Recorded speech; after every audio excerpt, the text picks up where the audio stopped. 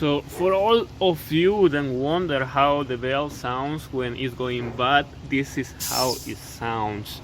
The tensioner is actually pulling the belt to one side, to this side, and that's when the belt is going bad. This tensioner needs replacement. Check my video over here where I'm gonna have the video on how to replace this.